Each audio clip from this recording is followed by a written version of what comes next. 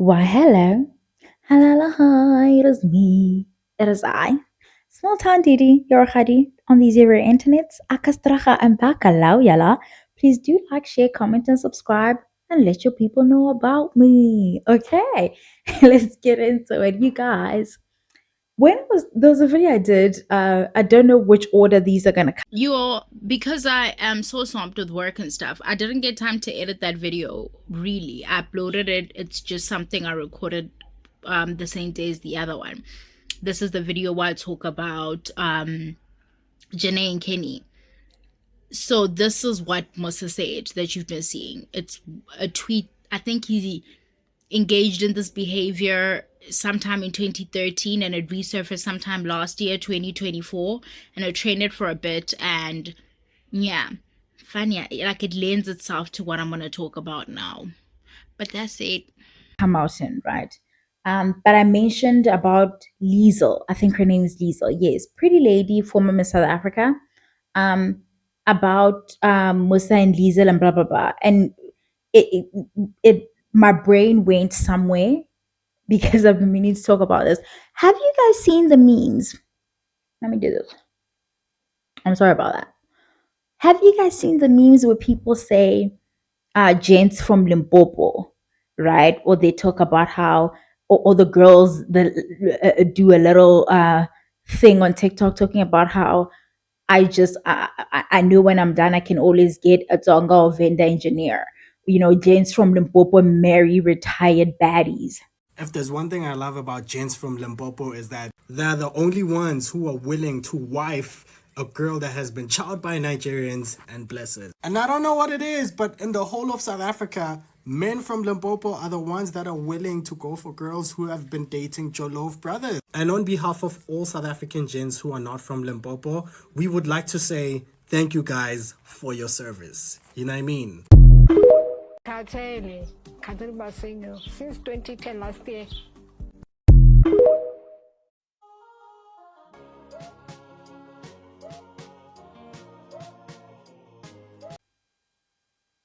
With a little cackle. Now, Venda men, and Tonga men, men from Limpopo, the other tribes here, I'm from here, Gimulubedu, okay,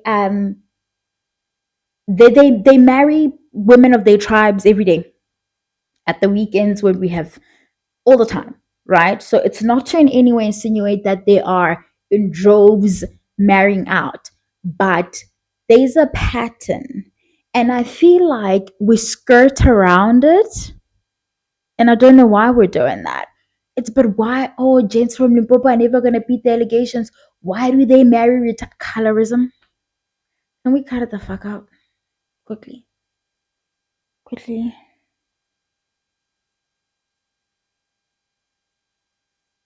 Rahari loves a baddie. Love a baddie down. You understand? Rahari has no like moral takes around, oh, don't marry a girl that, you know, wasted her time going from guy to guy in her 20s.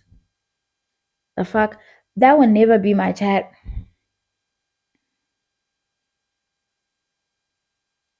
I say no. So I'm okay with a good retirement plan.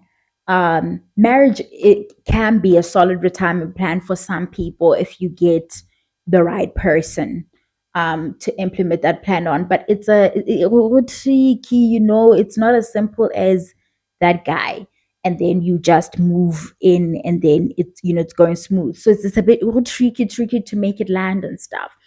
I get all of that, but it's colorism. We know it's colorism. Think of a baddie aesthetic, and we know that's why we're not talking about it, right? These men and these two tribes in particular, mind you, people from my tribe look like um, a lot of them actually. We look like each other, we just do. But we've always gotten or them in particular have always gotten this rep of being, you know, in terms of hues, the darkest of us in Zanzi, right? It's like all vendors are so dark skinned. Like the colorism shit, you know, Tsonga men are so dark skinned, and then it's the whole, or the women from this tribe aren't beautiful. All of that stuff. We understand why this is happening. We're just talking around it, and it's always so confusing to me why we talk around. Why do they marry? What the fuck do you mean, why? The baddies know it. The baddies have an aesthetic, and part of the aesthetic of baddiness, and I'm not saying it applies to all baddies, because listen, the baddies do come in all kind of shades, but there's a look, and the look is very high yellow. The look is very, very, very light skinned.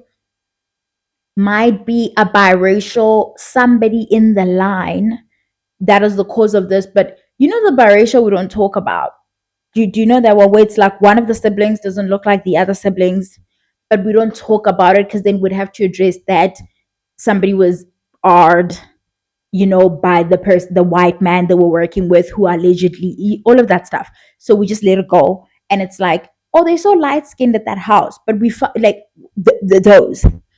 those are the baddies, the coloreds. You understand that they aim for in an effort to like produce offspring that doesn't look like them as a dark skinned black man. It's like a rescue mission for both parties involved, right? And but everybody's trying to act like the man is losing. The man knows exactly what he's doing. You fucking know what he's doing. The girl knows what, everybody here knows what's happening. We just don't want to put like it into words. And then when the women, the light skinned baddies, arrive outside of the world, right, without a care in the world to try and assimilate in any kind of way into our spaces or anything like that, because they are already on a pedestal that this man has put them on for the time being, that he's put them on. Everybody is shocked as to, because I've seen the takes as well online of women saying, oh, how come you guys don't like when they marry outside of the tribe, or they marry people like us, and blah blah blah. And we immediately want to make it a jealousy element. Your presence in our spaces when they bring you in feels like a rejection of us, and you know that. So I don't know why. And we are, both of you and I, as a retired baddie, you know that we're in competition, right? For the attention of men. But even more so, you feel that animosity with their family, the women in their family. It still feels like a rejection of them. It's like, why didn't you want to find a woman that looks like me, your mom? Like, why didn't you want to find a woman that looks like your sister? It's like, when you look at us, what are you thinking? There is that animosity there that we don't always have the words to, or there's too much shame around admitting that that's what you're experiencing, to say, oh, you went and got this girl whom culturally, like as per our norms, we think she's used goods, right? But even with all her baggage, I don't believe in this shit, by the way. With all her history, with all her, she ran the streets and she was ran through. You somehow still think she's better than me because of the color of her skin, because of her closeness, the proximity to otherness, the further away she is from us. Nothing else about her has to matter. And we don't want to put it in words because it sounds ugly, but that's exactly what's taking place. And like skirting around it is it's so fucking weird to me. And that's when you realize that the shit that men say to you about like all this moral shit, and they want a woman who's, is a lie. It is a lie. And for the moment, right? Because I've seen the baddies when they're hitching this retirement plan and stuff, right? It feels like, oh no, just get like one of these types that can't believe he is a pretty girl like you. Let me tell you something. As a person who was in school with a lot of Tonga boys, right? I've always had a crush on Tonga. That's always been my type. They've never looked my way, which is fine. Um, that's perfectly fine. But my draw to them was that they always performed academically better than the boys from my tribe. They just did. They were serious about school. It's what they wanted to compete on, especially the ones in my grade. They just did so much better. And I always liked that about them, right? That's the thing that I liked about them. They worked that hard. because like culturally for both tribes, Venda and Tonga guys, that's what they compete on. Things that actually matter. How well you can participate and assimilate in the structures that are put in place, right? The patriarchy, the capitalism, all of that stuff. How well can you participate and perform in these areas? They're not too big on challenging the structures in place. Not really, not in my experience, right? So they understand, even if they're not using my exact language, when they get a baddie and they like, oh, I'm gonna marry her, they understand what they're trying to do. They're trying to produce offspring that look a certain, but also they understand that you are here because they have this, right? And that thing, here's the thing, your pretty will not always do what you think it's going to do as a retired baddie. In as much as you think, oh, he won't believe he has a girl like me, once he can get the one you, he knows he can get 10 more of you. Do you understand? It will not insulate you from any kind of humiliation that he will put any other woman through. The resentment that will be like born from understanding that you're there using him in as much as he's using you for this aesthetic that you're going to provide him and his family and the look of it. That understanding is there. And as soon as the novelty of you wears off, and this isn't with everybody, don't get like your panties in a bunch now. Plenty of vendor men fall in love with women who are light skin all the time and they're actually in love with them and it's actually real, blah, blah, blah, blah, blah, blah, blah. We are having this very particular conversation here.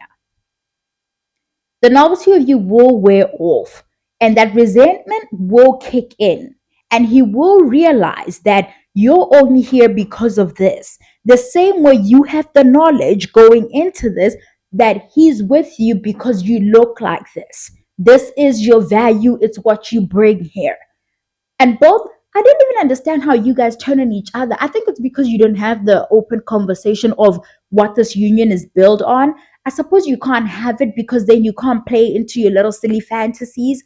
Those fantasies will not feel real when maybe that's why. But it's like everybody else can see how this union is happening. We can all see it. Colorism is how this thing is happening. You play into it as the retired baddie, right? He acts like you're actually just in love with him because he's so handsome and wonderful. And then you all go along with it until you can't. That's how it's happening. For everybody wondering why they marry a retired baddie, they will do anything to not have, especially baby girls who look like them, baby girls who look like the women they come from. They will do anything to avoid that. And it's sad because it gives you haven't worked through your anti-blackness. It's sad because it says that's how you see yourself. And it makes me panic as to what happens if she can't produce this whitewashed version of a child that you're looking for her to give you. Are you able to love that child? What happens to that child? You know? I think about that a lot. Like if and honestly, you guys, we had this conversation a while back. The baddies are no longer doing what the baddies of yesteryear used to do. The baddies are no longer the kids are insisting on looking like their fucking daddies. I would not look like my dad. Like, especially the girls. The girls just want to look like their dads. We don't know what's happening. But is that the baby he signed up for? What is the treatment of that child? Does he check out of the marriage or the relationship altogether? That nah, that's not what I signed up for. I wanted a cute little baby that is a product that I can show to the world and feel like, this child is going to have a different experience than what I had. We don't need to, I don't think it's fair also for us to solely put this on the individual to say, work through your anti-blackness because it's born from the treatment of the broader community of blackness. If we didn't receive dark-skinned people, specifically dark-skinned, and I'm not, especially when they're younger, the boys as well experience that rejection from being dark skinned, but it's not like when you're a dark skinned little girl and when you get into those teenagers where as a chocolate, now you're chocolate, man, people start to appreciate that hue that you have and that sheen on you. It becomes hot. That transition doesn't always happen for the little girl. But if we aren't going to take ownership as a collective of how we treat dark skinned children, dark skinned people, we cannot continue to be surprised when, like, we have grown ups who haven't worked through this trauma, who move this way. We cannot be surprised. And the relationships are often tumultuous. They are, because these people don't learn each other, right? Everybody's on a time thing, everybody's running game, right? The girl just wants to quickly, like, make sure that this thing is solidified so that, she can retire. Gotta put that jersey up, do what you gotta do. And then the guy also just wants to say, I've got this pretty wife look. There's literally, these are the quickest, I mean, everybody in the situation feels like they finally have that security, that thing, that blanket that's going to give them that currency in society. And nobody's doing the vetting. Nobody's moving. I've seen it one too many times, you guys. As a bitch from Limpopo, I've seen this thing. I have. But anyway, that's why they marry the retired baddies. That's colorism. I hope we work through that. Okay? Mwah. Bye, Yala.